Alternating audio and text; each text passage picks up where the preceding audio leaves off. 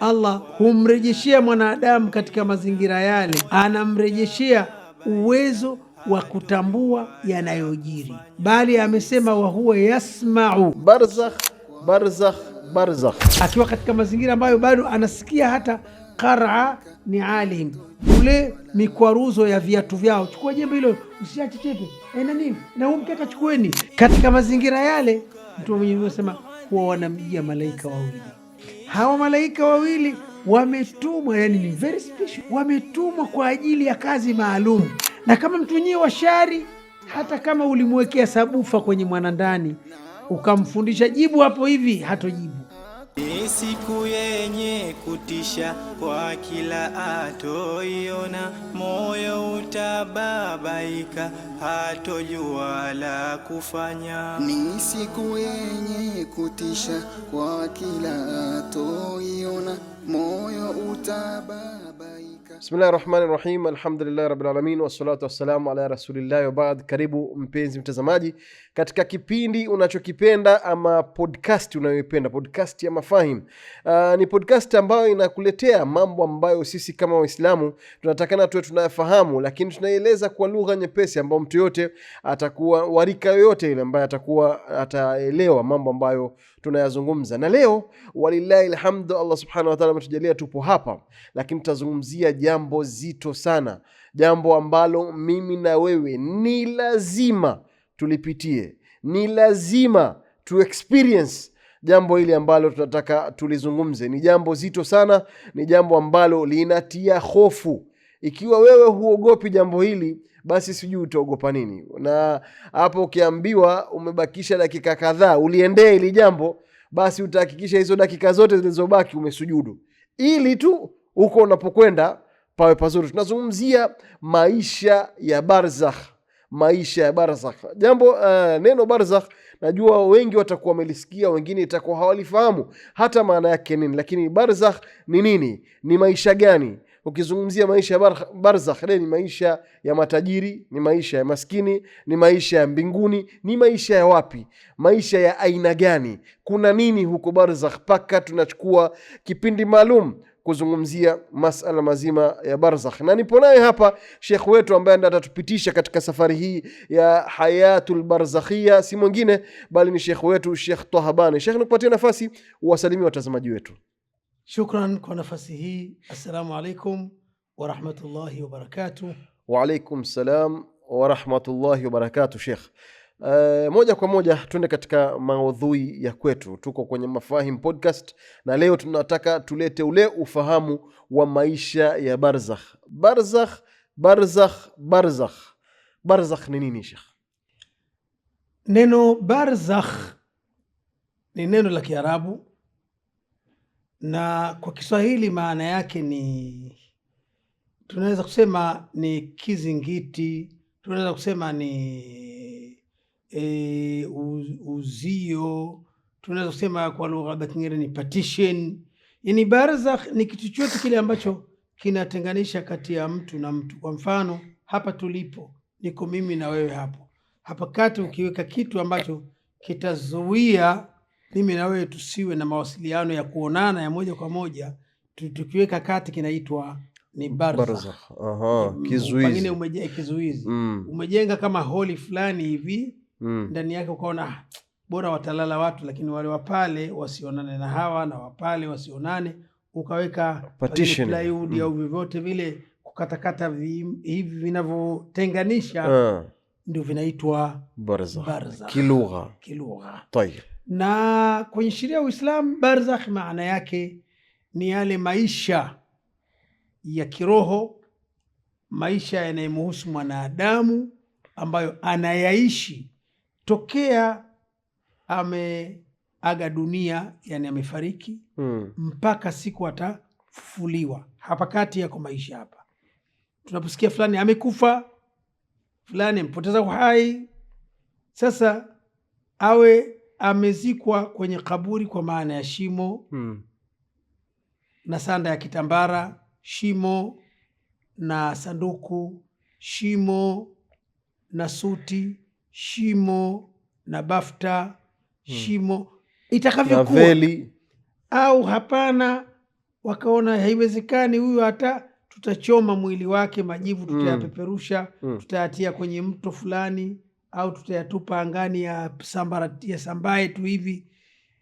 La msingi kwamba barzakh ni yale maisha tokea amekufa mtu na kabla ya kufufuliwa, hapa katikati.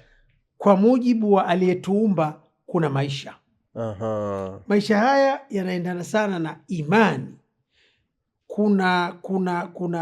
Kuna ulazima wa kuamini kwamba tukishaaga dunia tumeondokana, tuna maisha haya ya kwenda na kurudi, ya kuuza na kununua, ya kukodi na kurudisha ulichokodi haya. Lakini tunapozikwa pale tumeanza maisha mengine. Maisha yale tunaita hayatan barzakhia. Maisha ya barzakh, maisha ya kizuizi. Yani mtu yuko pale hajahukumiwa, kama vile mtu mshukiwa ametoka uraiani, hana mawasiliano moja kwa moja na familia yake, lakini pia hayupo jela, hayuko gerezani, yuko mahbusu. Ndio, kwa lugha rahisi sana ni mahbusu ya Allah tabaraka wa taala. Sawa Sheikh.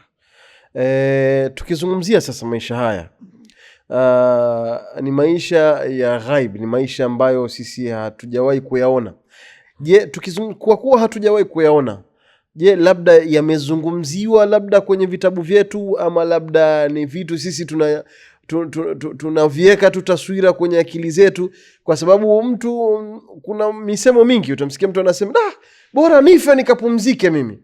Kumbe kuna maisha huko ambao ndo tunayazungumza leo. Kuna maisha mtu anasema bora nife zangu mbali mimi nikapumzike huko, hapa nishachoka hapa duniani. Je, haya maisha ya barzakh ambao tunayazungumzia leo yamezungumziwa vipi katika sheria yetu, Sheikh? Ukweli ulivyo, yamezungumzwa katika Qur'ani, katika Sunna, lakini hata uhalisia wa watu wanavyoongea utakuta wanakwambia bwana, bora tumpumzishe mpendwa wetu tutampumzisha siku fulani, siku fulani tutaaga mwili wake, siku fulani tutakwenda kumpumzisha. Yani ndio maana nasema ni maisha ya kiimani, na tunapongeza watu wenye imani ya kuwa kuna maisha baada ya dunia hii. Lakini utaona hata Farao au Firaun baada ya maisha yake ya kidunia, alipofanya aliyoyafanya ya ovyo ovyo na nini, lakini Qur'ani ikatuambia Firaun na watu wake imewasema annaru yu'raduna alaiha ghuduwan wa ashiya wa yawma alqiyamati yuraduna ila ashad aladhab. Siku ya kiyama hakuna asubuhi na jioni kwanza. Ndio. Na ndio maana tunaita hayupo, yuko akhera. Maana akhir imeitwa akhera kwa sababu ndio siku ya mwisho ya kuona jua limechomoza hivi adhuhuri, limekuchwa, kumekucha tena. Kiyama, habari hii siku ya kiyama, maisha ya huko hakuna mambo kama hayo. Sasa Qur'ani inasema annaru yu'raduna alaiha, moto wanapelekewa hapo walipo, ghuduwan wa ashiya, asubuhi na jioni. Wanavyoni wamefahamu kwamba madamu ni asubuhi na jioni, maana yake ni hapa duniani. Kisha ikasema wa yawma alqiyamati yuraduna ila ashad aladhab, na siku ya kiyama ikifika watarejeshwa sasa kwenye adhabu iliyokuwa kali ya moja kwa moja. Kwa hiyo adhabu ya kabri wanaistambitu katika aya mfano wa hizi ambazo ziko kadhaa. Lakini pia Mtume sallallahu alayhi wa alihi wasallam amesema kuhusiana na kufa na kuzikwa. Amesema mwanadamu akishazikwa katika mazingira ambayo hata ndugu zake pale makaburini walipofikia pengine hawajaondoka wote, Allah humrejeshea mwanadamu katika mazingira yale, anamrejeshea uwezo wa kutambua yanayojiri. Bali amesema wa huwa yasma'u qar'a ni'alihim, akiwa katika mazingira ambayo bado anasikia hata qar'a ni'alihim, ule mikwaruzo ya viatu vyao. Chukua jembe hilo, usiache chepe, na nini, na mkeka chukueni. Katika mazingira yale Mtume Mwenyezi Mungu anasema huwa wanamjia malaika wawili maalum kabisa, hao wanakuja pale kuchukua taarifa zako zote za awali. Watakuuliza man rabbuka, Nani Mola wako? Imamu wako, kitabu chako, ndugu zako. Mtu wa Mwenyezi Mungu akatwambia, na imethibiti katika Sahih Bukhari, ikiwa mtu wenyewe aliyezikwa pale ni mtu wa kheri, atajibu kwa ufasaha mkubwa kiasi kwamba akimaliza huyu muulizaji wa kwanza anamwachia kazi muulizaji wa pili. Wa pili asema, tuna jambo gani la kuongea na mtu ambaye tayari hoja zote ashazijibu? Akiwa vile, Allah tabaraka wa taala huwaamuru malaika wale, wanamfungulia ufunguzi huu katika maisha ya kiroho, hayatun barzakhia. Anafunguliwa hapo shimoni alipo, anafunguliwa network ya kuunganishwa kutoka peponi akiwa pale shimoni. Akiwa pale kwenye mdomo wa simba aliyemmeza, hatukupata mwili wake. Akiwa pale kwenye mdomo wa papa, hatukuupata mwili wake. Akiwa pale kama majivu yaliyopeperushwa, anaishi katika uhondo na raha mpaka siku ya kufufuliwa. Na kama mtu wenyewe wa shari, hata kama ulimwekea sabufa kwenye mwanandani ukamfundisha jibu hapo hivi, hatojibu.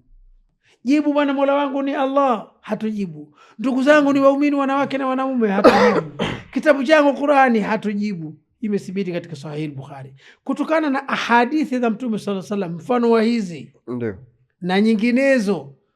Wanavyoni wote wanakubali uwepo wa maisha ya barzakh, ya kaburini, na kabri inaweza ikawa na khatima, ikawa raudha min riyadhil janna, Allah tujalie sote iwe hivyo, au itakuwa hufran min hufari niran, Allah tulinde na hivyo. Kwa hivyo vitu hivi vimethibiti, na wala sio vitu vya kumfunga mtu mdomo aamini visivyokuwa, bali mtu asoamini hii ni sehemu ya kuwa ametengua imani yake juu ya dini. Subhanallah. Ni vitu vya kuamini vipo, na ila sasa ni vya kiroho, na wala mtu asije akajaribu, ngoja amezikwa mtu jana pale, kwa kuwa ananihusu nitawaita masela wafukue tuone hiyo raudha min riyadhil janna. Hapana, maisha ya kiroho ni kiroho. Kama unavyoona, mnaweza mkalala kitandani watu wawili, aidha mke na mume au mtu na kaka yake, mradi mazingira yamekukutanisheni. Inawezekana kabisa kitanda kimoja kile kile, usiku mmoja ule ule, wewe ukaamka asubuhi, jana nimeota mkuja watu hapa wamenitandika bakora, wamekuja watu wamenikaba, wameniumiza, nipiga kelele hivyo. Ukusikia wewe? Hata sikusikia. Mimi nimeota tumekuna mahali pazuri, tumekaribishwa chakula, pana mandi na biliani na nini pale, tumekula vizuri. Huwezi ukamwambia hata mbona mimi sikuona biliani. Kila mtu anaona kivyake vyake.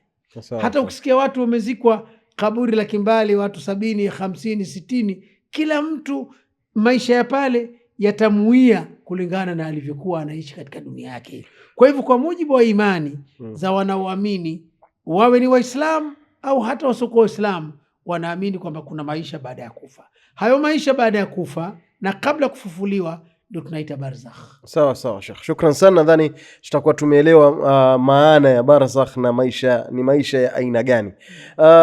Sheikh, tunataka tusafirishe katika pale ambapo sisemi process ya roho kutolewa, lakini ikishatoka roho ikiwa pale, malakul maut amekuja, ameweza akahakiki kwamba kiumbe changu.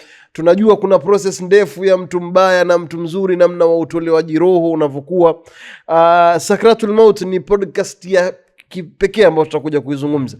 Ikishatoka roho, maana umesema baadaye kwenye kaburi Allah humwezesha akasikia mpaka zile athari za miguu.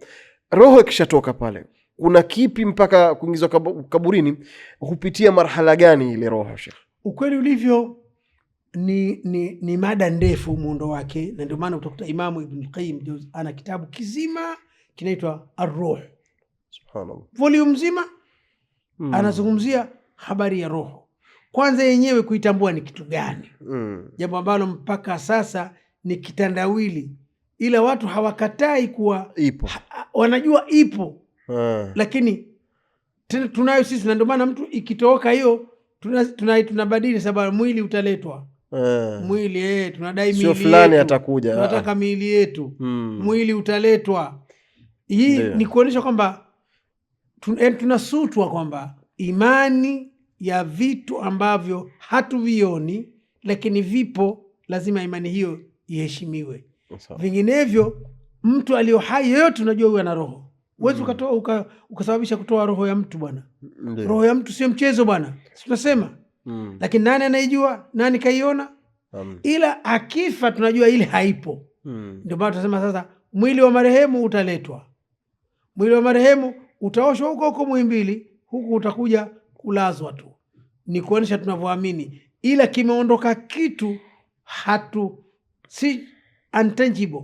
Yaani si cha uweza kukikamata hii hapa hii. Ndio maana hata wale wapinzani wa Mtume sallallahu alaihi wa alihi wasallam walipokuja wakamuuliza Mtume Mwenyezi Mungu aweke ufafanuzi mpana juu ya roho, Mungu akamwambia wasalunaka anir ruh, wanakuuliza kuhusu roho.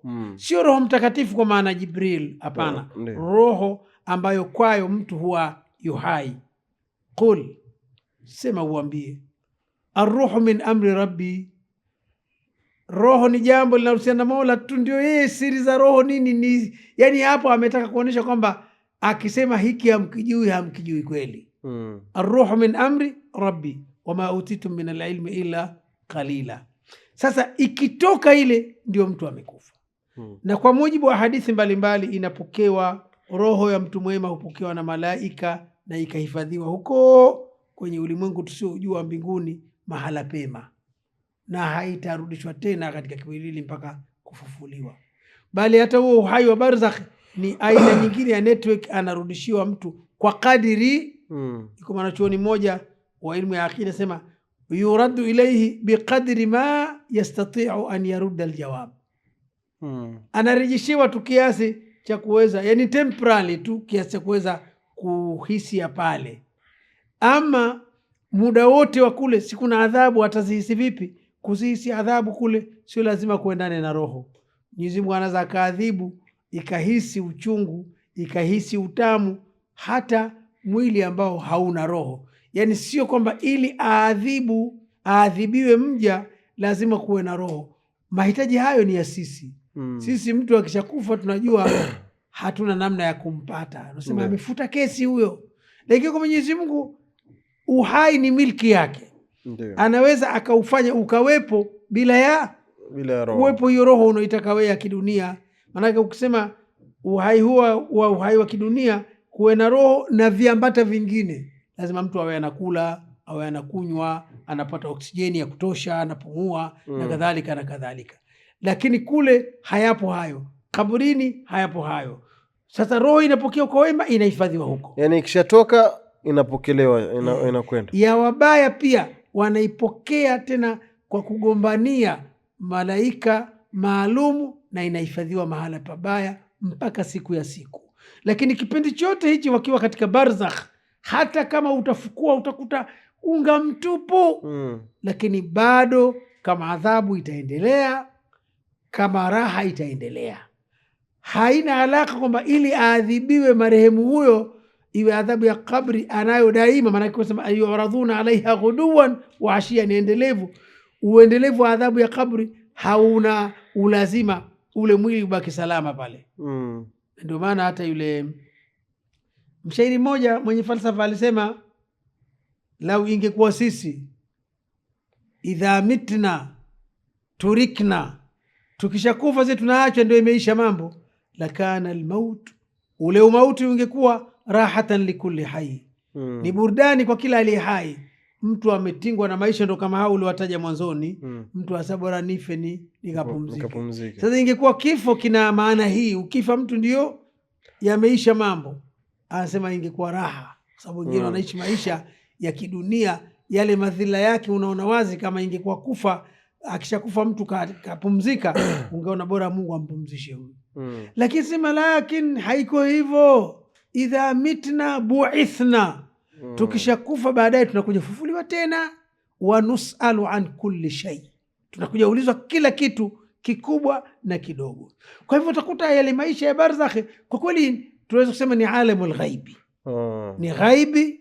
Wameishia watu kusema tu kwamba katika maisha ya dunia kituo cha mwisho ni mtu kuwa pale kabrini. Ndio kituo chake cha mwisho, anamalizia pale bismillah wala rasulullah.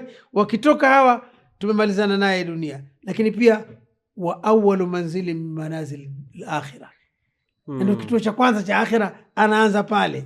Hii ni kama boda, kavuka mpaka, katoka huku kaingia katika hatua nyingine, lakini masulia yatabaki milele.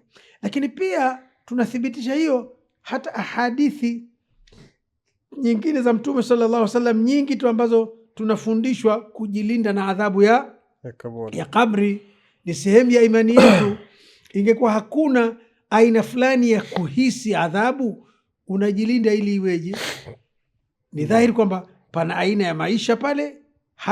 Hiyo aina ya maisha ndio ambayo tunaomba Mungu atupe faraja nayo. Amin. Na tunamwomba Mwenyezi Mungu atulinde na adhabu yake. Kwa hivyo tukitaka kustaarith ayat, ziko zinazoashiria hivyo, na ahadithi pia zipo, na wala sio mujarradi ya kuwa tumesikia wametuambiaga baadhi ya watu. Hapana. Ni sehemu ya imani zetu kama ilivyopokewa kutoka kwa wema waliotangulia, ila tu ni vitu ambavyo si vya kidunia, hatuwezi kuvipangia mpango wa kuviona. Hata kama tukisema tukafukue leo kafa mtu mwema pale, tutakuta tu sanda tuliomfukia nayo jana.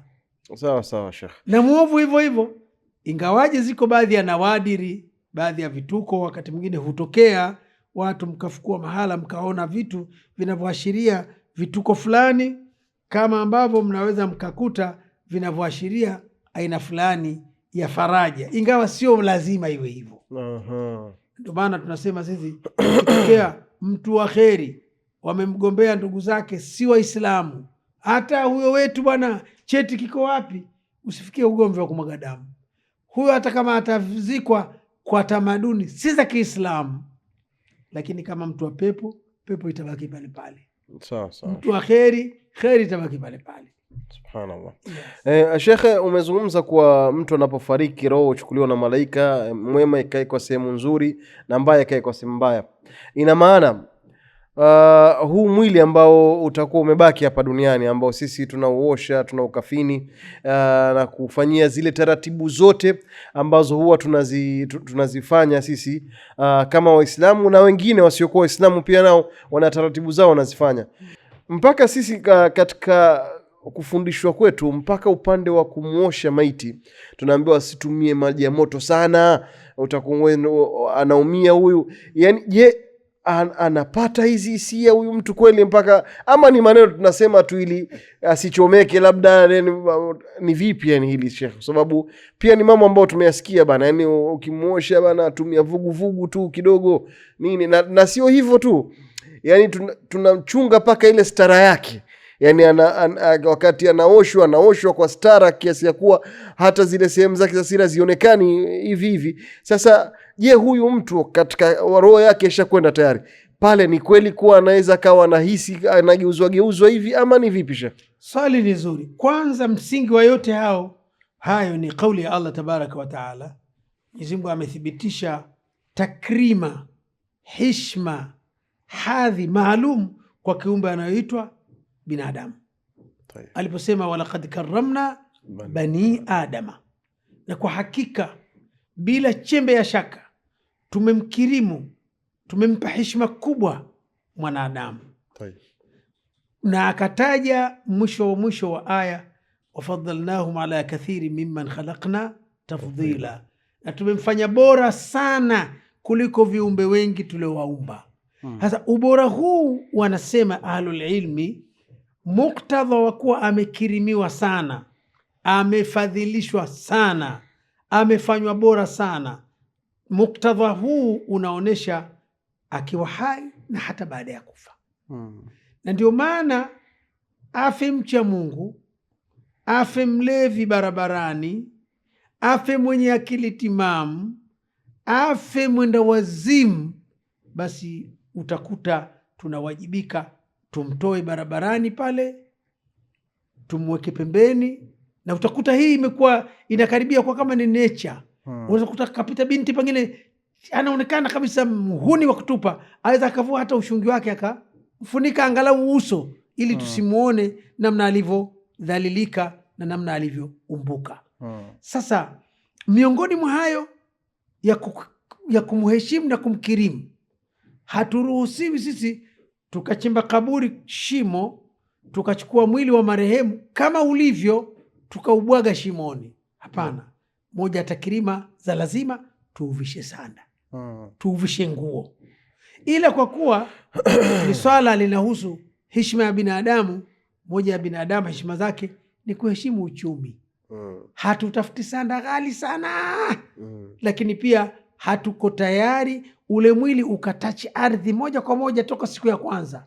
Lazima tumsitiri kwa nguo, tukamlazi chini ya shimo. Tena sio tumbwage kama tunavyomwaga taka bimbirisa pop. Hapana, wataingia watu, mwili ule wataupokea vizuri, wataulaza kistaarabu kama tulivyoelekezwa na Mtume sallallahu alaihi wasallam. Lakini pia unatanguliwa huo mwili na kuogeshwa, kuondolewa uchafu. Hatusema si utaoza tu, hapana. Hii yote ni muktadha wa takrim ya mwanadamu. Lazima tuusafishe. Nani anasafisha? Kwa kawaida, ukiacha uzembe tunaofanya, aqrabu maharimihi, wale ndugu wa karibu ambao wana uchungu sana na yeye, ndo wanaotakiwa kumpa stara hiyo, kumuogesha vizuri, kumweka manukato vizuri, kumvisha nguo vizuri, bali huko shimoni ndio wao wakamlaze vizuri. Labda wamtafute mtu mwingine, bwana tafadhali ingia na wewe, tumekuona wewe ni kama sisi, wamekupa heshima hiyo. Zote hizi zina msingi wa takrimu. Lakini zaidi ya hayo, ni vyema tukishamlaza tu pale shimoni, kwa kuwa tunajua kuna maswali yanahusu roho hii, yanahusu mwenye mwili huu. Ni sunna ya dini ya Mtume sallallahu alaihi wasallam alipotuambia, mkishazika mtu akifikia hatua ile, basi nyote, na si mtu mmoja, nyote, maanake kumwacha mtu mmoja tu linafanywa, lakini inaonekana kiuwajibikaji tumekosea kidogo. Kwa sababu weza kumtegemea mtu mmoja awe ndio yeye mwelekezaji, pengine hana kabuli mbele ya Mungu. Ndio nyie mmemchagua sababu tukavaa koti, mmemchagua kavaa kibarakashia, lakini pengine mbele ya Mwenyezi Mungu amekuwa Firauna dhil autad. Ndio Mtume Mwenyezi Mungu alikuwa anaweka shirikishi pale, asema istaghfiru li akhikum, huyu ndugu yenu muombeni msamaha, wasalu lahu tathbita, na muombe athibiti aweze pale kila anachoulizwa. Fa innahu alana yusalu, hivi sasa ninavyosema anaulizwa akiwa pale kaburini, anaulizwa. Ndio yale kuyajibu kwake kutegemea kheri. Mahalu shahid, fa innahu alana yusalu, kwa kuwa anaulizwa, na wanaoulizwa ni malaika wametumwa na Mwenyezi Mungu. Bila shaka huyu anayeulizwa ana uwezo wa kujibu, ima kupatia au kukosea, na hili nalo linaturejesha kule kwenye ile imani yetu ya kuamini maisha ya barzakh pale. Sasa matendo yote tunayofanya yale kwa kweli yanaendana na maelekezo ya dini yetu, na ndio maana hata Mtume sallallahu alaihi wasallam, watu wakioshwa kwa heshima na taadhima, wakivishwa sanda, ila sema sanda msifanye ghali sana, hii inaharibika, ila tunaona tu kwamba mwili hautupu hivi hivi. Labda tutokee dharura za majanga, Mungu atustiri, kivita, uharibifu wa amani, hatuwezi, watu wanakufa wengi pengine, au maradhi ya majanga, hatuwezi kumfanyia kila mmoja na kishimo chake, kila mmoja na nani yake. Hapo sasa tena ni dharura, wanaweza watu wakalindimizwa kwenye shimo moja kwa wakati mmoja. Kwa hivyo hata tunayafanya yote, mgeuze hivi, wala maji yasiwe moto sana, yote kulinda ile heshima, ni kulinda heshima. Bali ziko baadhi ya riwaya, sikumbuki vizuri sahihi wake, zinasema kwa kweli hisia za marehemu za kuhisi machungu zinakuwepo. Kama atafanyiwa vitendo vya kikatili, hisia hizo atazipata. Akifanyiwa matendo ya huruma, atazipata. Sasa kwa mjumuisho yote, hata ingekuwa hakuna dhana hii, bado ni takrima kwake kumsafisha kwa maji ya baridi, ya vuguvugu, ya kati na kati. Si ya moto sana, kama angekuwa haya asingehimili, na si ya baridi sana pia, kwa sababu ya kuchunga takrima aliyopewa binadamu. Lakini viumbe wengine, aweza akagongwa mbwa hapo, toka mnauona mwili wake, ikapita gari ya kwanza, ya pili, ya 12 mpaka ana flat sawa sawa na lami. Na watu wala hawajali. Kunguru atachukua kidogo kidogo mpaka atashindwa kuchukua. Lakini binadamu humkuti anaozeana barabarani pale. Kama siku ile mkuta umauti hakumuona mtu, akionwa tu watu watatafuta namna ya kumsitiri huyu. Sawa. Tuja katika hawa malaika wawili Sheikh, kwa sababu naona umewataja sana na ni malaika ambao wanauliza maswali. Ukiyaona kwanza Sheikh, ni maswali mepesi. Umesema ataulizwa man rabbuka, ma dinuka, ma nabii. Maswali mepesi, hata mtoto mdogo ukimuita hapo ukimuuliza anakujibu. Ni maswali mepesi. Nataka kuangalia, umesema ikiwa mtu alikuwa aswi ama amekufa, Allah hajaridhika naye, atapata tabu kujibu, hata kama ni Muislamu, hata kama maneno amekaririshwa. Tena ukasema hata tukamwekea sabufa kule chini atashindwa kujibu. Sasa Sheikh, hapa maswali mepesi kiasi hichi, yani kivipi mimi niulizwe man rabbuka nishindwe kujibu? Yani ni jambo ambalo kwa akili ya kawaida Sheikh, unakuta mbona maswali yenyewe mepesi, manne mepesi tu, alafu bado tunaambiwa kuna watu watashindwa kujibu haya maswali, na inategemea na huku juu ulikuwa vipi. Kivipi yani kuna kuwa na ugumu gani kwenye kujibu haya, wakati roho yako isharegeshwa, wewe ndio wewe, umeletwa pale, unaulizwa man rabbuka, maswali mepesi. Kivipi yani mtu ashindwe kuyajibu haya maswali yani kiasi hicho? Unajua ndugu mwanahabari wangu na wale ambao wanatufuatilia kupitia chombo chetu hichi, hakuna kitu kikubwa kuliko taufiki ya Allah. Sawa. Tunakumbuka kuna mtu mmoja alishindwa kujieleza jina lake bungeni. Ndio. Nakumbuka. Vipi mtu asahau jina lake? Tuache hiyo. Turudi kwenye mambo ya barzakh. Allah subhanahu wa ta'ala asema yuthabbitu Allahu alladhina amanu bilqawli thabiti fil hayati dunya wa fil akhirah.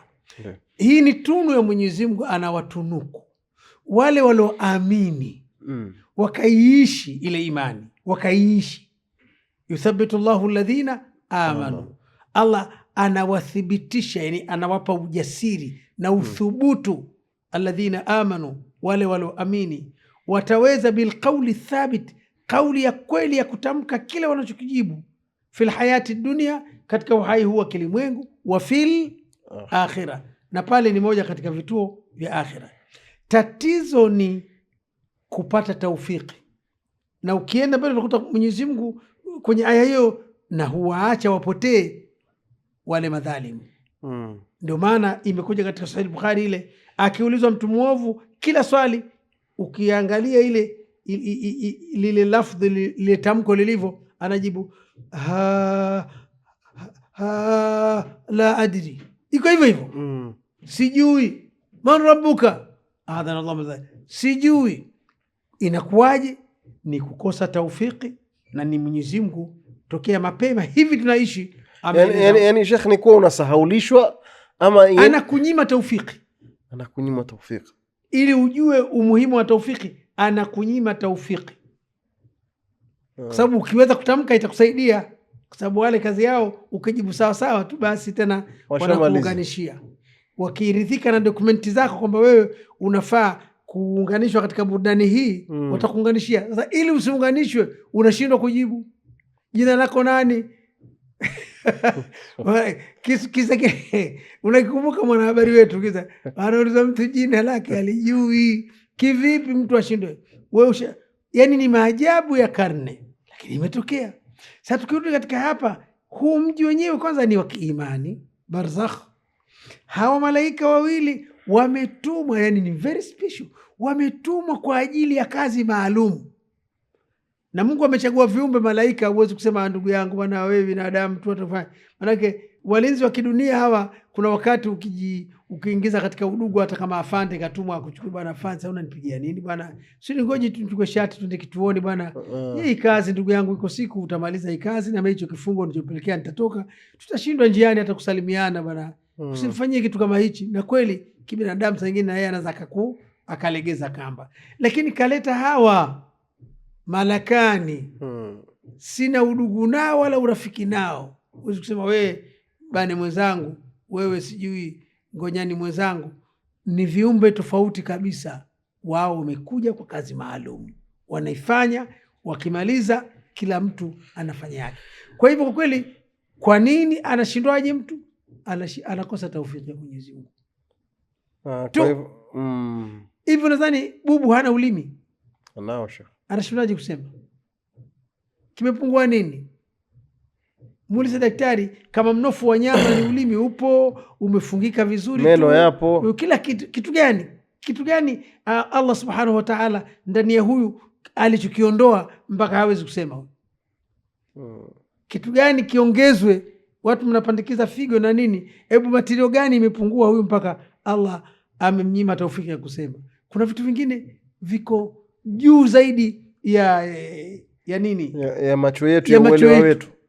Lakini kikubwa hapa alichokisema, yuthabbitu Allahu alladhina amanu bilqawli thabiti, Allah anawathibitisha na kuwezesha.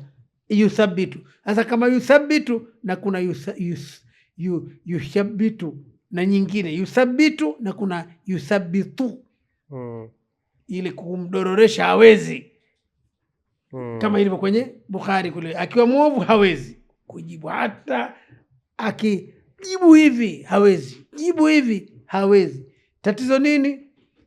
Mfano mwingine hai, ukumbuke yule, nakumbuka hiyo Alqama ameshindwa kutamka la ilaha illallah, na watu wanamwambia sema la ilaha illallah, sema la ilaha illallah. Mama tukakasirika, na kwa Mwenyezi Mungu amesema ridha ya huyu ndio ridha ya Mungu, na Mungu akasirika. Mama alipolegeza tu basi, nimemsamehe, katamka. Hakupandikizwa kitu katika ulimi wake kipya, katamka ridha hii, ridha Allah fi ridha alwalidaini. Mama karidhia, basi kama umemridhia na mimi nimemridhia. Hapo hapo hakuchajiwa ulimi wala magego wala meno, katamka. Subhanallah. Kwa hivyo ni taufiki ya Allah. Taufiki ya Allah ndio tuitafute hiyo sasa kwa amali njema. Sawa sawa. Hao malaika Sheikh wanakuja kwa sura gani? Bila shaka huenda, sio bila shaka, huenda labda wana sura tofauti kwa mtu ambaye atashindwa kujibu mathalan, au anakuja ni sura hizo hizo kwa huyu mwema na kwa huyu mwovu. Yani hao malaika sifa zao zipoje Sheikh? Tunavyoambiwa kwa mujibu wa mkusanyiko wa riwaya, wanakuja katika sura za umalaika, na malaika ana tabia ya kutisha, ila mtu hatoshindwa kwa sababu ya kutishwa na malaika. Atashindwa, vitavomkwaza ni yale matendo yake mabaya aliyofanya duniani. Sio kuwa umemuona umeogopa. Yote binadamu, awe mwema ni binadamu, awe mwovu binadamu, si yule kaweza kusema. Kwa hiyo kinachofanya ashindwe si kuona nifanye nini, malaika ndio kani waone. Kwa kweli kwa mujibu wa riwaya, kitachomfanya ashindwe kujibu si namna ya malaika wanavutisha. Kweli watakuja kwa malaika, kwa sababu tendo la kuwa kwenye tani za mchanga zile, wanakutana na wewe, kitu ambacho hata ndugu yako angesahau kitu chake, ilibidi wamsaidie kufukua. Lakini wale umefikafikaje kirahisi namna hiyo? Utatambua malaika, lakini sio kwamba kwa sura zao mbaya ndio wametisha sana mpaka mtu ashindwe kusema. Kweli wanatisha, lakini kitachomzuia kujibu vizuri ni amali. Amal ndio zitakazomkwaza. Tuje katika upande wa atakayeshindwa kujibu Sheikh. Yani maswali haya kama nilivyotangulia kusema ni mepesi. Lakini umesema ni taufiki ya Allah ndio itakufanya wewe ujibu ama ushindwe kujibu. Tuseme sasa kwanza tuanze na uzuri. Umejibu maswali yako manne. Baada ya pale kinatokea nini? Kinachotokea kwa mujibu wa riwaya, Allah subhanahu wa ta'ala huwaamuru wanakufungulia network kutoka peponi hadi pale. Mja huyu ataishi katika rauhun wa raihani, maisha ya raha na burudani itakuwa inamfikia akiwa katika maisha ya barzakh mpaka kufufuliwa. Maisha ya raha manake atakuwa yuko peponi ama ni vipi? Ni maisha ya burudani ya pale. Na kwa kuwa pepo ni raha, na ndio maana mtu Mwenyezi Mungu ameita ile kabri inaweza ikawa raudhan min riyadhil janna au ikawa hufra min hufari an-niran. Na tukisema raudhan min riyadhil janna maana burudani miongoni mwa burudani za peponi. Hatusemi shimo lile ndio pale pale pepo. Raha za pepo ataanza kuzipata. sio ndio jazaa ya kule. Maana ikiwa jazaa ya kule itakuwa ni kosa. Wa kwanza kulipwa neema hizo ni Mtume sallallahu alaihi wasallam. Sasa ukisema na huyu naye anachokipata ni pepo, maana yake kaanza kuingia huyu kabla Mtume sasa, lakini anapata raha kama vile atakavyozipata peponi, ataanza nazo pale. Yani tuseme anaonjeshwa, exactly, anaonjeshwa. Na kinyume chake, adhana Allahu min dhalika, na huyo mbaya sio kwamba anachokipata pale baada ya hapo akifufuliwa ataambiwa adhabu ushazipata kaburini, basi sasa hivi zimeisha, ushatumikia kifungo chako. Vile vyote ni kuweka nafasi ambayo anajua wazi ninakokwenda siko. Huyu atawekwa VIP, huyu atawekwa mahala pasipoelewekwa pawaovu, akisubiri hiyo yauma albaathi wan nushur. Ndio maana mtu mmoja katika watu wema waliotangulia anasema miongoni mwa watu wanaohimiza kiyama ni watu wa peponi wale ukishakufa. Wale wanaona kama vile tunawekea usiku. Wanajua maana washaonja ule uhondo, wanaonja alafu anaambiwa hii bado, hii ni kionjo tu. Sasa mbona akija ambaye bado kuna watu hawajamalizika huko, malizi tu mara moja. Wanatamani wakasema tunaona raha tuendelee kula ugali wetu hapa. Wao wanaombea kije kiyama mara moja ili wapate huo uhondo ambao uko mbele yao. Na kinyume chake nao pia wanatamani wale kule, bali wale hawatamani hicho tu. Wao wanatamani pale ingekuwa ndio mwisho wa safari. Yani akafa mtu, hakuna kufufuliwa wala nini, watafufuliwa watakaofufuliwa, lakini yeye awe kaisha kamalizika. Yala itahaka kwa sababu anajua kwenda kubaya zaidi kuliko hivi. Anafahamu kabisa. Bali kwa mujibu wa riwaya sahihi za Mtume sallallahu alaihi wasallam, mtu haondoki ulimwenguni katika hali za kawaida ila huwa anajua ninakoelekea wapi. Pale wakati wa sakaratul maut. Na ndio maana kumekuwa na maswali mengi, je, wanaokufa vifo vingine si kama hivyo, mtu ghafla kapigwa risasi, ghafla kapata ajali ya chombo, je inakuwaje? Kumekuwa na maswali mengi yanayozungumzwa katika nukta hiyo, lakini tuzungumze na wa kawaida kwamba mpaka anaondoka, ile timu inayokuja kuchukua amana ya roho yenyewe ndio inompa bishara pale kwa bwana, usiwe na wasiwasi, huu ni utaratibu tu wa kuondoka akhera. Huwezi kuondoka ukiwa unaenda akhera kama unaenda safari ya kibinadamu, unaenda Morogoro, unaenda Tanga, unaenda ndio maana Allah akisema innal ladhina qalu rabbuna Allah, hakika wale waliosema Mola wetu sisi ni Allah, thumma istaqamu, kisha wakanyooka kwenye mstari ulio sawa sawa, tatanazzalu alaihimul malaika alla takhafu wala tahzanu. Malaika wanawashukia, jamani taratibu, poleni sana, poleni, wanapuliza jamani, ndio taratibu inatoka, wanaitoa roho kistaarabu, wanawapuliza, wanawapa maneno ya matumaini, lakini wanapewa abshiru bil janna, mtaenda peponi, hatima yenu nyinyi peponi. Kwa hivyo mpaka anaondoka mtu anajua ule ni utaratibu tu, kwamba huondoke ukiwa umechomekea mtu suruali yako, lakini wanawapa maneno mazuri ya faraja, wakijua kwamba waabshiru bil janna allati kuntum tu'adun, nahnu awliyaakum, sisi ni wenzenu, msio na wasiwasi. Ni kibarua tu tumetumwa, ni utaratibu wa kawaida tu kwamba mtu lazima umauti umkute ndio aondoke, lakini nyinyi mambo yenu mazuri, msio na wasiwasi.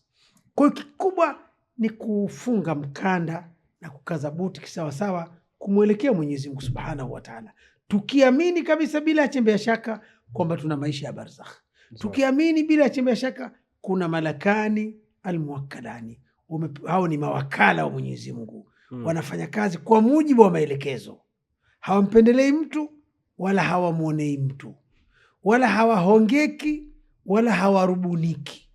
Hawa wanafanya kazi zao kwa kiwango na levo ya juu kama anavyowataka Mwenyezi Mungu Subhanahu wa Ta'ala. Salama haipo ila kwa kujiweka karibu na Mwenyezi Mungu. Labda dua itanifaa, naam, dua zipo, lakini hata dua akiombewa mtu, dua zinakaguliwa. Dua zinakaguliwa. Yaani ukaguzi wa dua ni sio holela. Boti hizi zinazokwenda Unguja na hela zetu, na umshakata tiketi yako pale, ukifika pale umecham au umepata video, kaa pembeni. Sio hivyo kwa jamani? Ndio. Nenda. Na akhera ndio hivyo hivyo. Sio holela tu, kuna ndugunization kwamba ndugu yangu hakuna wasiwasi, alikuwa walii mkubwa, alikuwa shekhe mkubwa, ashatangulia, najua siku ya kiyama uongo mbaya. Hapana, ile yauma la yanfa'u malun wala banun. Sawa sawa Sheikh. Sifa za Mola wetu ni kuwa yeye ni mwadilifu na hamdhulumu mtu Sheikh. Lakini tukiangalia hapa Sheikh, umesema kuna watu yani kuna watu wataonja adhabu na kuna watu wataonja zile neema. Sasa huoni hapa kwa tunaadhibiwa mara mbili? Yani kama ni adhabu, yani unaadhibiwa ndani ya kaburi, alafu bado siku ya hisabu kule kuna adhabu nyingine na kusubiri. Yani unapigwa double, yani hapa na kule. Na neema pia unapigwa huku na kule. Hiyo kama vile mbona kama hakuna uadilifu fulani, kama ni kwa basi siitoshe hapa moja itulie.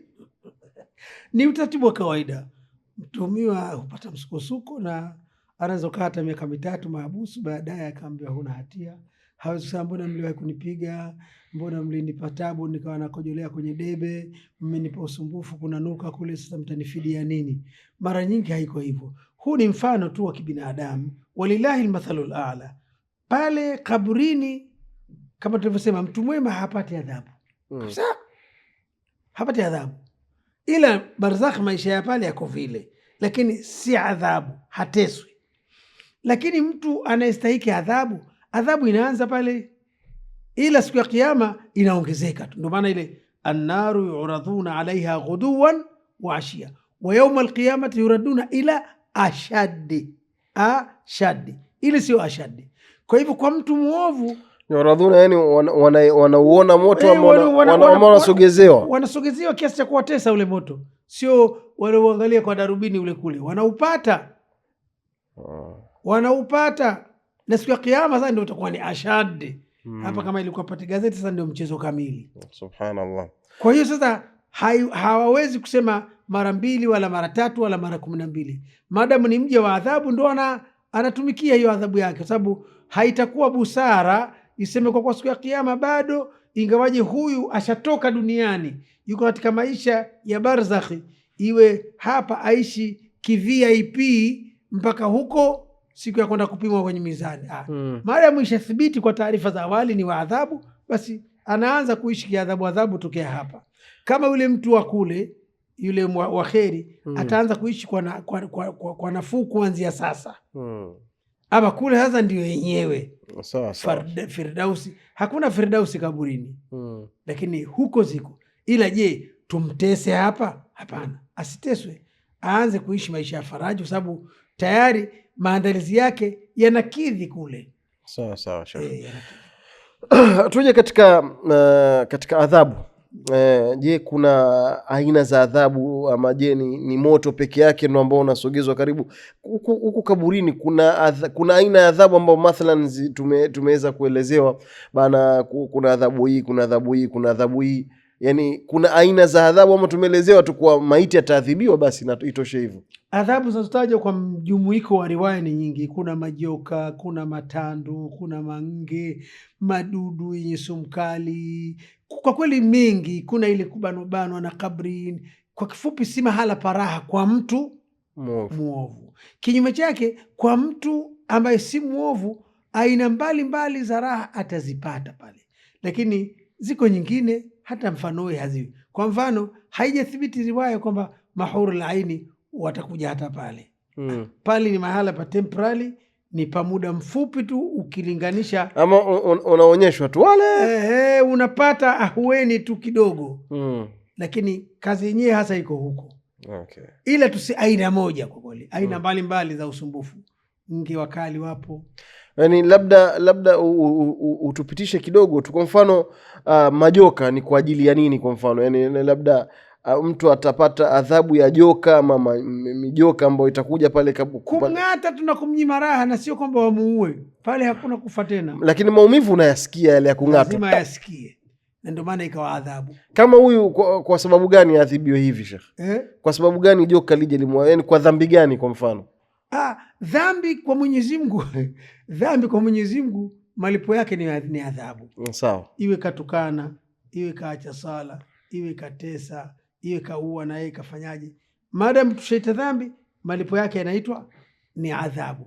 Za aina gani? Adhabu ziko mchanganyiko, na mchanganyiko huu sio kaburini tu, hata siku ya Kiyama. Siku ya Kiyama adhabu ziko anwaa, ziko aina nyingi, zikiwemo hizo. Ila hasa zile za Kiyama ni endelevu nazo, sio kwamba unangoja kufufuliwa.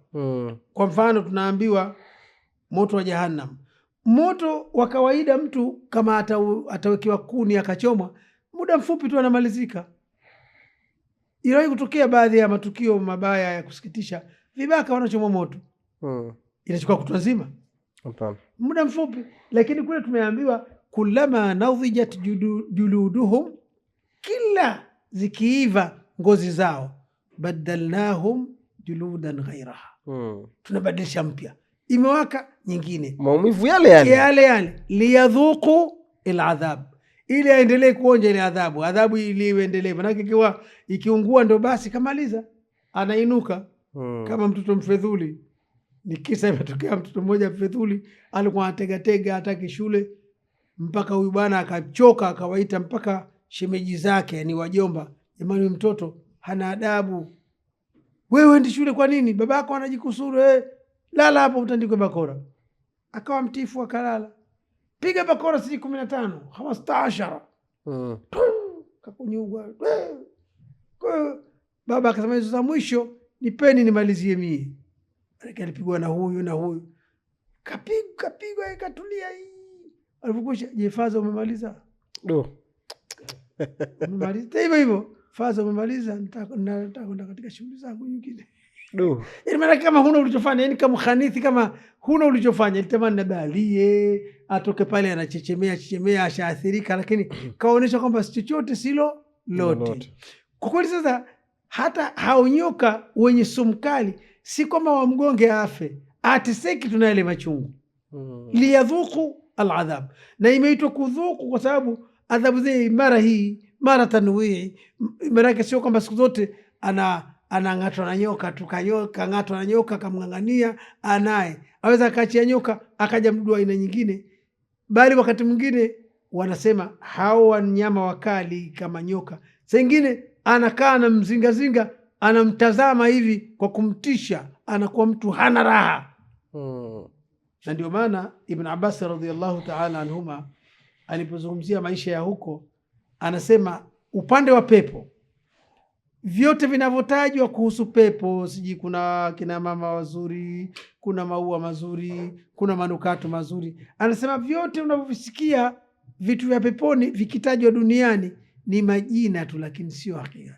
Usitajiwe kwamba si kuna mahurul aini ukaangalia ukavuta picha wapo, ukavuta picha na warembo hawa tofauti. Labda umwambia si kuna matunda mazuri, maembe, si mapeasi, ukafanisha na haya. Si mwambia kuna zabibu na vitu gani, ukafanisha na haya, tofauti kabisa.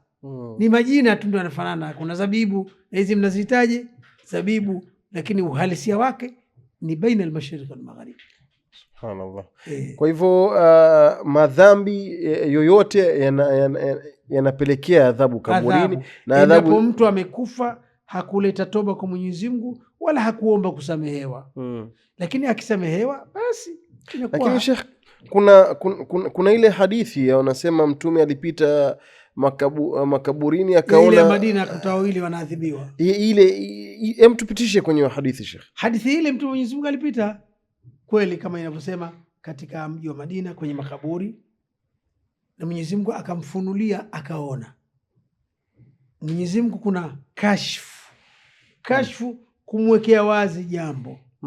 Na hii ni maalum kwa watu wake kama mitume, na kukuwekewa wazi yeye haina maana kwa kila mtu. Na ndio maana pale alikuwa amepita na watu walipita nao, lakini aliyeona ni yeye tu.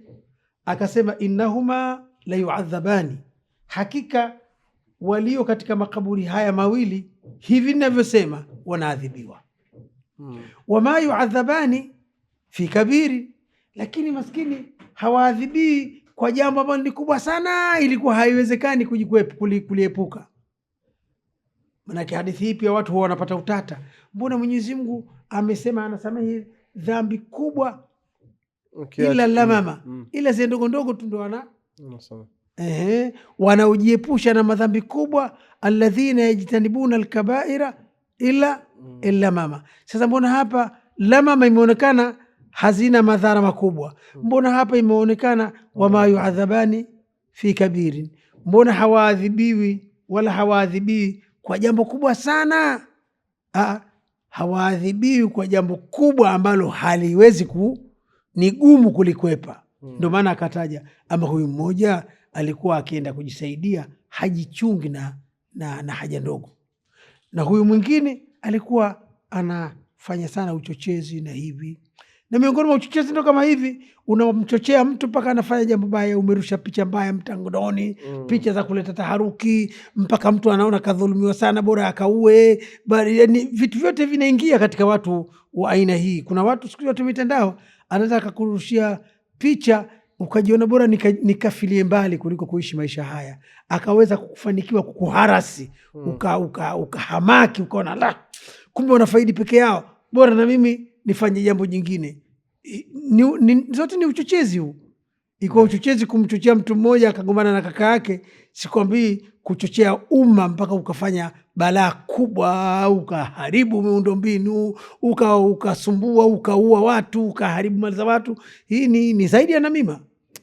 Sasa watu kama hawa amesema hawaadhibiwi kwa jambo kubwa ambalo haliwezi kukwepwa, bali ni jambo ambalo wangeweza kujizuia wasifikie hatua hii. Ndo akafafanua alichofanya ni kufanya jambo ambalo Allah mwenyewe kamfunulia kwamba ukilifanya litaleta takhfifu kidogo kwa hawa viumbe.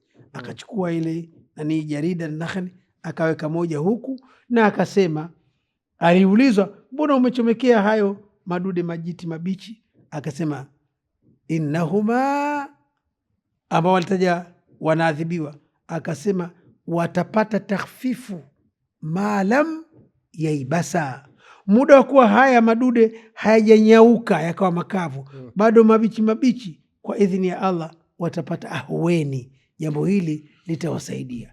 Je, ni kwa kila mtu? Hata mie toa nkiliweka haijathibiti kwamba hata mie nkiweka atapata ahueni. Ndio maana hakuna riwaya zinazoonyesha maswahaba baada ya kuona vile na wao walikuwa wanachomeka chomeka. Akifanya mtu kama yeye ameelewa hivyo, hatuna nguvu za kumzuia, lakini hatuna ushahidi wa moja kwa moja kwamba kila mtu. Kwanza wewe unamwekea umejua anaadhibiwa. Yeye Mtume kajulishwa kwamba wanaadhibiwa, ndio maana akaweka. Sasa wewe unakata mijiti ukapachike kwa watu kama alama. Naam, imethibiti. Ndio wekaji wa alama imethibiti. Unaweza ukaweka jiti, ukaweka jiwe la kutambua kwamba hapa nimezika ndugu yangu. Sawa Sheikh, bado tunazungumzia masala ya barzakh. Mara nyingi sisi Waislamu tunashajiishwa ama tunaambiwa sana kwenda kuzuru makaburi. Tukienda kuzuru makaburi, tunawazuru wale waliofariki. Je, wao wanahisi sisi tumeenda kuwazuru, ama sisi tunawazuru tu ili tupate mauidha na nini? Ama anajulishwa? Na je, kama yuko kwenye adhabu anaambiwa fulani amekuja huko kukusalimia, kama gerezani vile unaitwa jina unapeleka mikate na ukweli ulipo. Riwaya sahihi kwanza zimethibitisha hiyo sunna ipo ya kuwa riwaya sahihi, yani mapokezi sahihi yanathibitisha ibada hii ya sunna ya sisi kupaswa kutembelea makaburi. Lakini katika kutembelea, Mtume SAW ametaja vitu viwili vya msingi vinavyozaliwa na ibada ile. Kwanza, huko mwanzoni, kabla watu uelewa wa dini haujawa mpana, na kabla ya watu imani bado ziko lege, ilikuwa wengine wakaenda kuzuru kule wanalia ovyo, wanasema ovyo maneno ya kutaja sifa za aliyekufa, alikuwa anatufaa hivi, leo gogo liko huku leo. Mtume Mwenyezi Mungu akapiga marufuku. Baadaye watu kujua uhalisia kwamba kumbe mtu akifa ndio uwezo hana kabisa, wala hivi wala hivi. Watu wakaelewa nini maana ziyaratul qubur za kawaida almashrua, na zipi ziyaratul qubur almamnua. Alivyojiridhisha bwana Mtume Mwenyezi Mungu akaruhusu ule umarufuku ukaondolewa. Akasema kauli yake ambayo ni maarufu kabisa, kuntu nahaitukum an ziyaratil qubur, mimi huko mwanzoni nilikuwa nimezuia nyinyi kwenda makaburini kuyazuru na kuyatembelea. Ala jueni sasa, fazuruha, sasa naruhusu yatembeleeni. Hii amri hapa haifidishi ujubu. Amri kama ilivyo kwenye usuli, amri baada alhadhar mara nyingi huwa inataka ikurudishe kwenye asili. Asili ilikuwa ni sunna, ni kuondoa ule umarufuku. Ala, tambueni, fazuruha, sasa yazuruni, yatembeleeni hayo makaburi. Fa innaha, hakika hayo makaburi kuyatembelea, tudhakirukum akhira, yanakukumbusheni akhira, na nyinyi mjue kwamba na mimi iko siku kama kiwanja hichi kingine, lakini nitakuwa katika, kama wanavyosema, sanasiru ila ma saru alayhi, nasi tutakuwa kwenye yale ambaye tayari wao washakuwa kwayo. Sasa je, hivi wanasikia? Ziko riwaya kwa watu maalum. Kwa mfano Mtume sallallahu alayhi wasallama imethibiti kwamba wako malaika sayaha, wale we umeenda pale au hata usipoenda kuzuru kaburi, ukifanya salatu ala nabii, wako malaika maalum kawaumba, kazi yao kunukuu na kumpelekea, kumwambia tu Sheikh Abubakari anakusalia. Lakini haijathibiti kwa vyanzo vinavyokubalika 100% kwamba kila tukienda kuwazuru basi wanaambia huyo kaja ni kijana ndugu yako Twaha, kaja huyo si mshikaji fulani, kaja na hivi na hivi. Ila kilichothibiti kwamba dua zetu na salam zetu zinawanufaisha. Je, nimeenda kumzuru babu mie na wenzangu 7 wa 8 kwa kutaja majina, amekuja fulani huyo, kaja Twaha, kaja Shaabani, kaja Miaraji, kaja Mariam, kaja Habiba na kadha, wamekuja kutembelea mzee Suleiman Abdallah Bane, anajua kiasi hicho. Kwa kweli mimi sikumbuki riwaya sahihi inayothibitisha hilo, ila kuthibiti kunufaika wa walio ardhini, kwa maana waliozikwa wananufaika sana na ziara zetu tunapokwenda kuwazuru na kuwaombea. Okay. Lakini je, wanajua ujio wa kila mmoja? Sikumbuki sasa hivi riwaya thabiti inayothibitisha hilo. Sawa sawa. Kuna ishu nyingine pia inakuwepo sana, kuwaota waliofariki.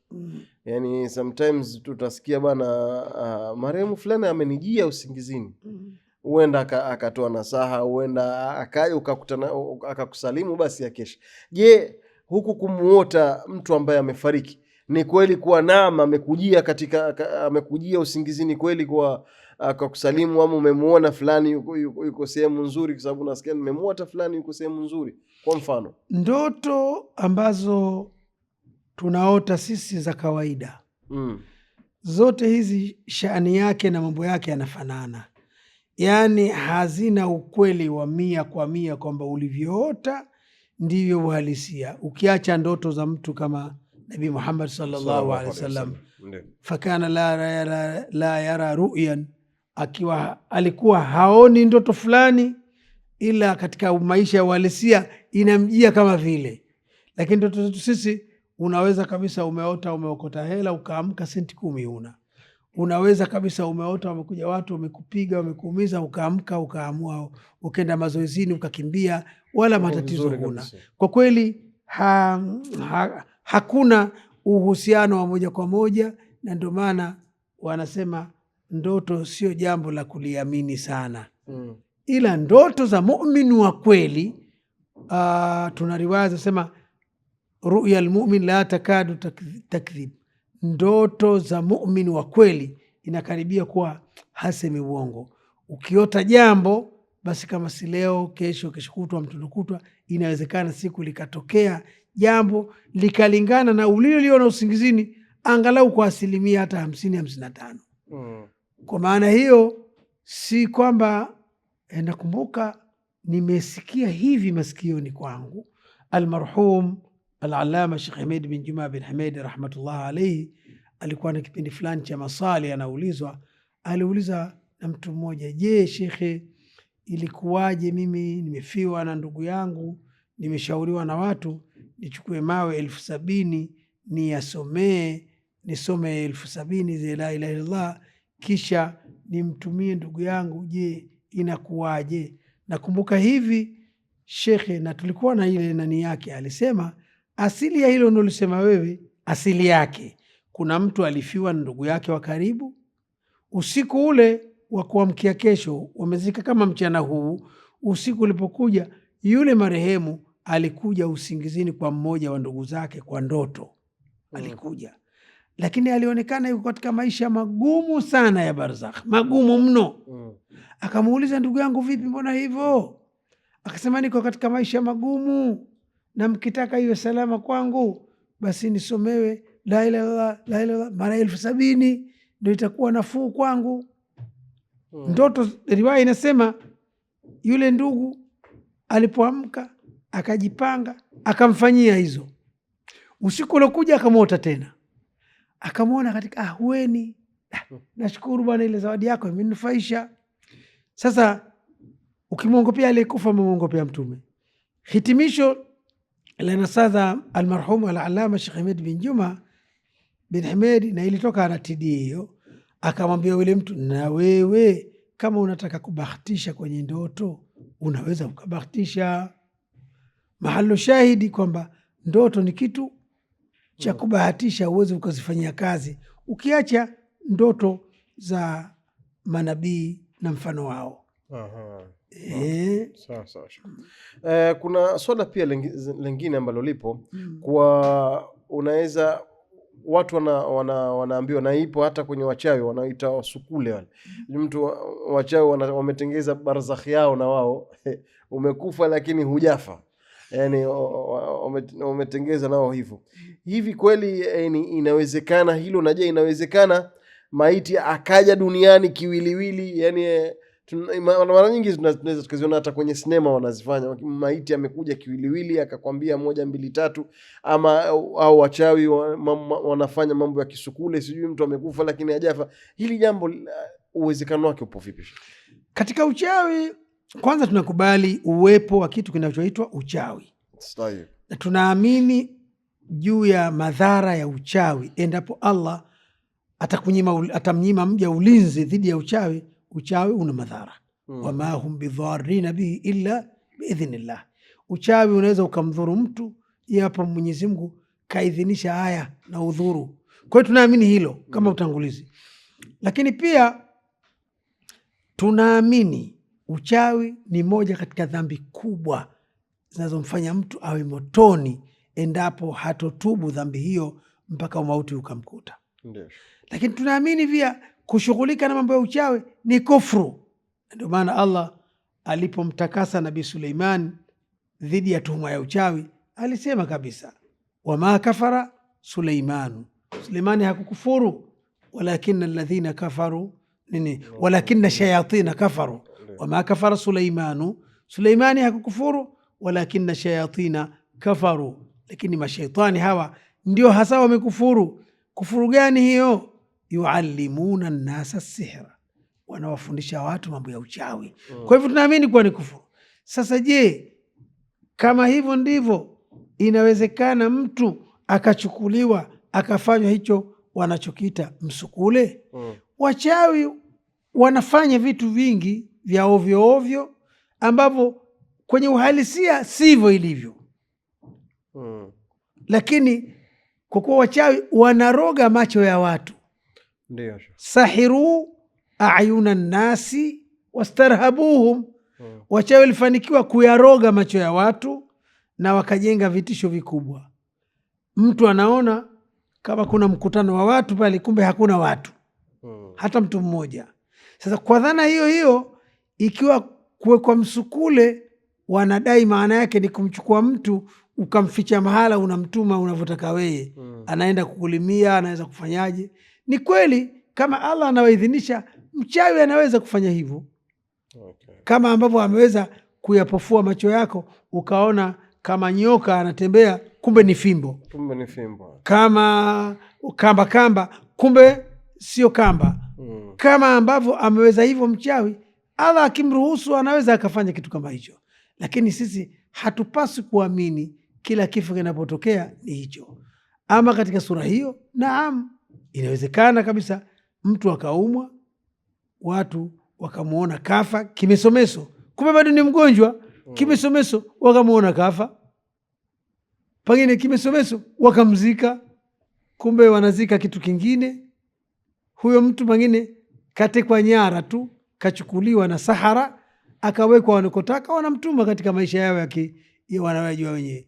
Nikukumbushe tu, kuna kitu kinaitwa ukhurafi. Ushawahi kusikia?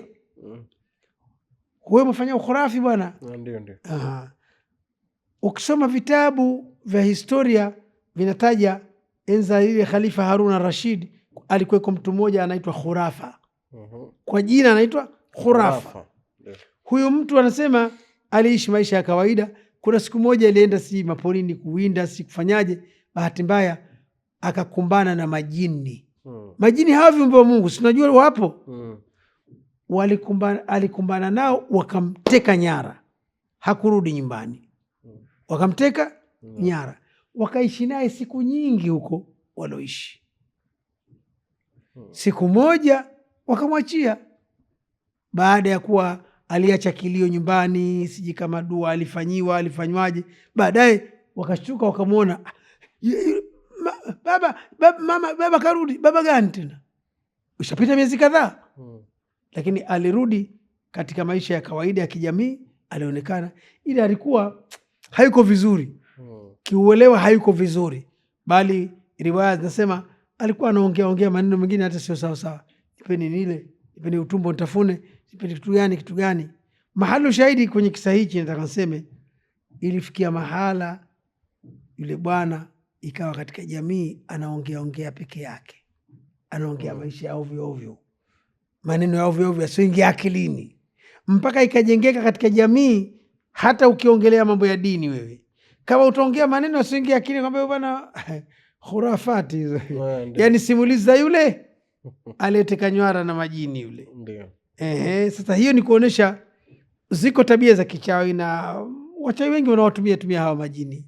Sasa kama ilitokea mtu anaumwa ikaaminika kafa, kumbe watu wamezugwa tu wamuone kafa, kumbe hajafa, wanasema inawezekana wachawi wakafanya kitu kama hicho, wakazuga watu macho yao wakadhania kafa, wakazika, kumbe yule mtu kachukuliwa kapelekwa katika ulimwengu wa kichawi, anatumika huko, ikifikia hadi yake anakufa kweli. Vitu kama hivyo wasema katika ulimwengu wa sahara vinapata kutokea.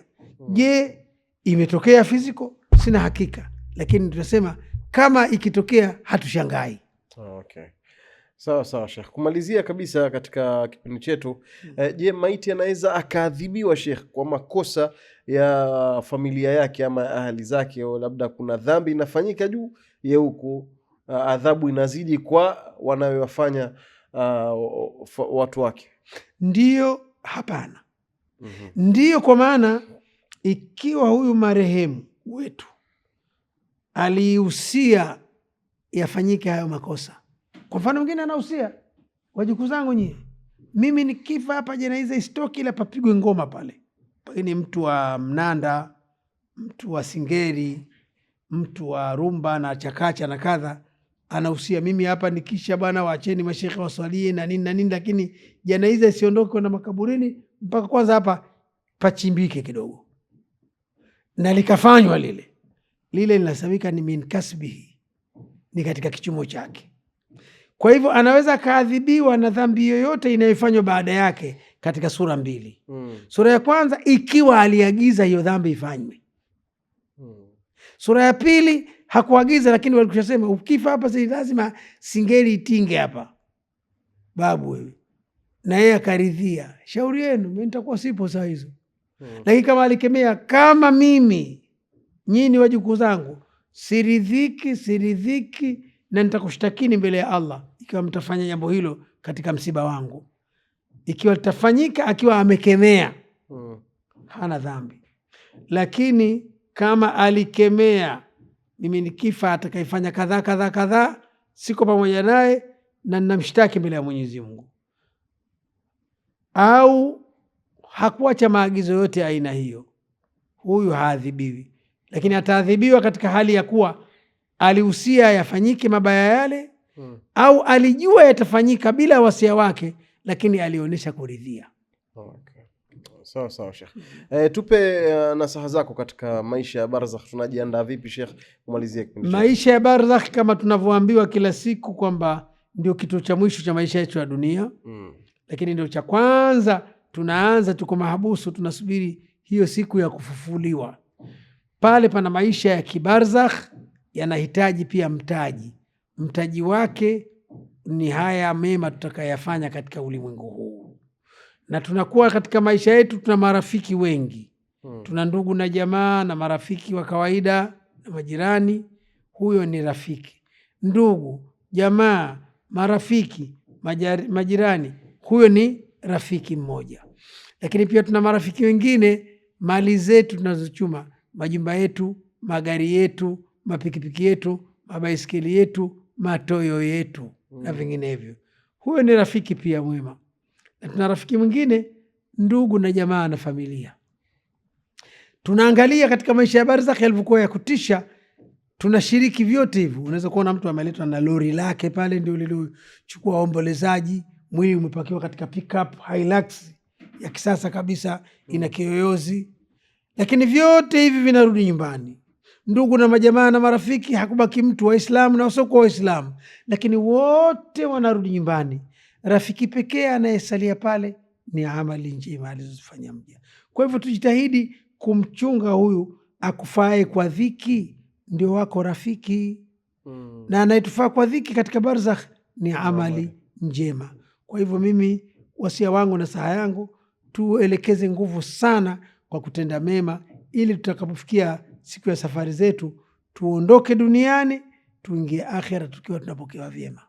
Sawa sawa, shukran sana mpenzi mtazamaji. Hiyo ilikuwa ni Mafahim Podcast, na kwa tunazungumzia hayatul barzakhia au maisha ya barzakh, na tumeweza kuelewa kwa undani kabisa. Malaika wapo ambao wanauliza maswali mepesi ukiyasikiliza kwa masikio ya kawaida, lakini kule wamesema ila upate taufik. Allah akikupatia taufik, basi utakuwa ni mwenye kuyajibu, na ikiwa hujapata taufik, basi utakuwa ni mwenye kunasanasa kile unapoulizwa na kuwa huwezi kuyajibu. Tumombe Allah subhanahu wa ta'ala na sisi kule tulipo, tutakapoelekea kule, tupate maisha mazuri katika maisha ya barzakh na tuingie peponi wote kwa ujumla. Wa hadha, assalamu alaikum wa rahmatullahi wa barakatuh. Amin. Ni siku yenye kutisha kwa kila atoiona, moyo utababaika, hatojua la kufanya. Ni siku yenye kutisha kwa kila atoiona,